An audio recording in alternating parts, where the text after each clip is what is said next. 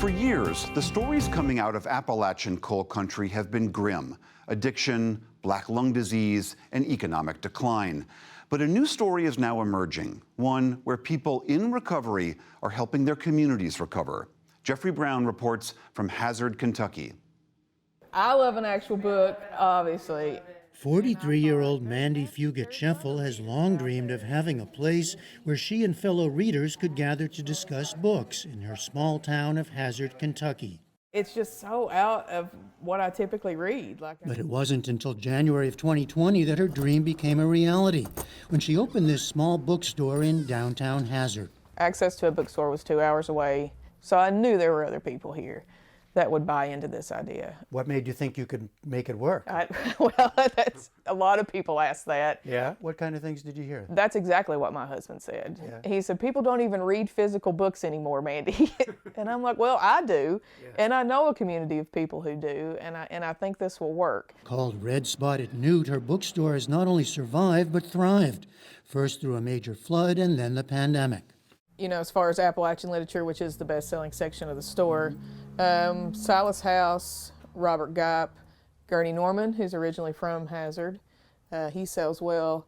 It's an unlikely success story, made more remarkable by Fugit-Scheffel's own story. I guess I was probably a junior in high school the first time I saw OxyContin.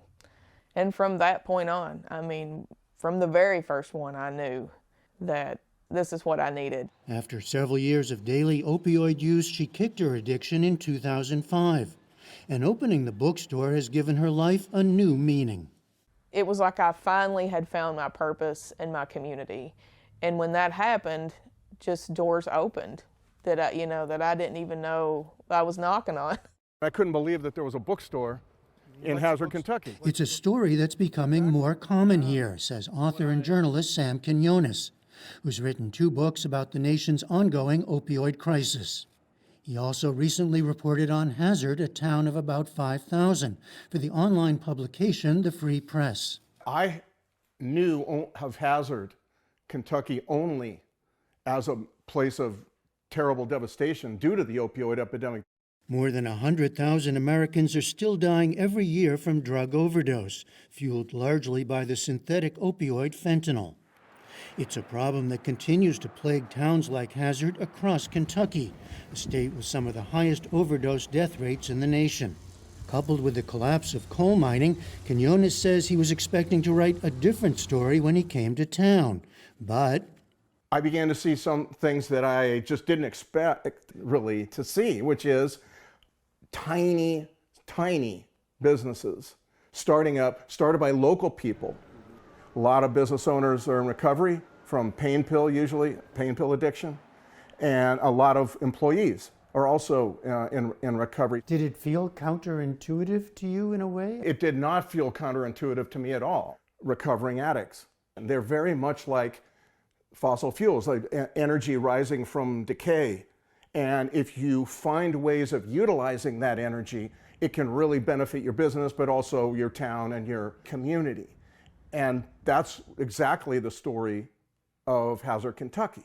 We've had 68 businesses open over the last 5 years. Bailey Richards is Hazard's coordinator of downtown development. She says many buildings here that had once sat empty have been filled. Today, clothing stores, local coffee and candle shops, and new restaurants line Main Street. It's growth that's been spurred in part by people in recovery, who hold about 1/4 of all new jobs here.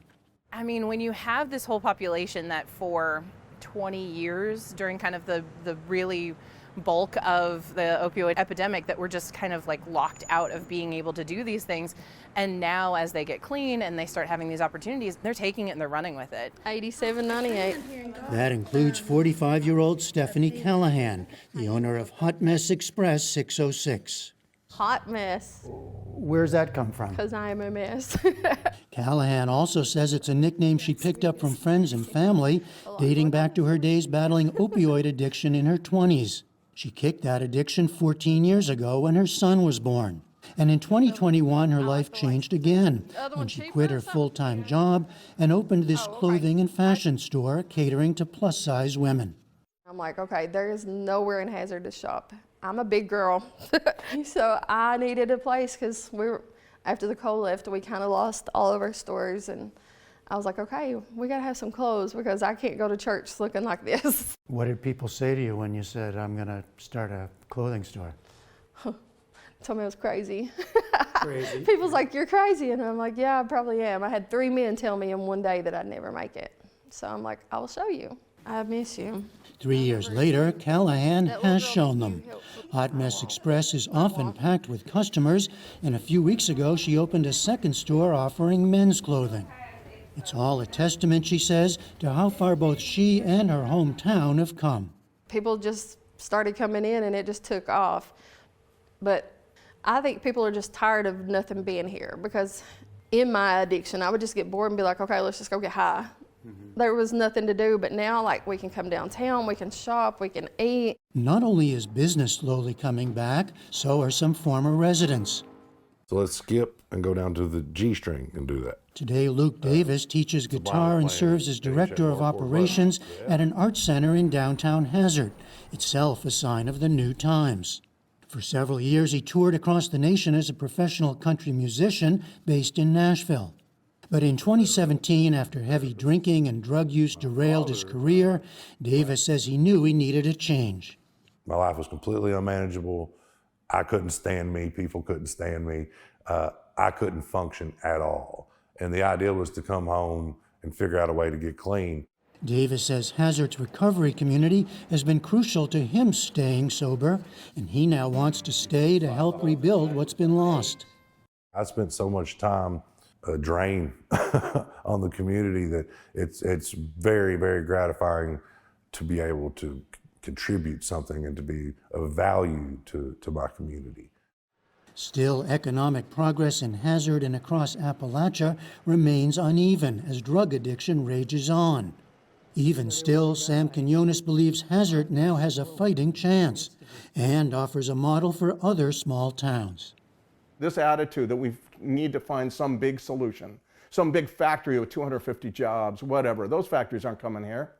If they come here, they'll be mostly robots anyway, right? So it's this idea that you can find a path forward using local energies, local creativity, and finding ways to nurture that. But how far can self-reliance or small really take you? It's a great question. I'm not sure I know the answer to how far it can go. I do think that what's happening here and other towns opens up a pathway towards the future that they never imagined. Mandy Fugit-Scheffel hopes the books in her store can help Hazard's next generation find that path. If there are kids that can see their worth through these books and through literature, and maybe that keeps them from using, that's it for me. You know, that's what drives me every day. For the PBS NewsHour, I'm Jeffrey Brown in Hazard, Kentucky.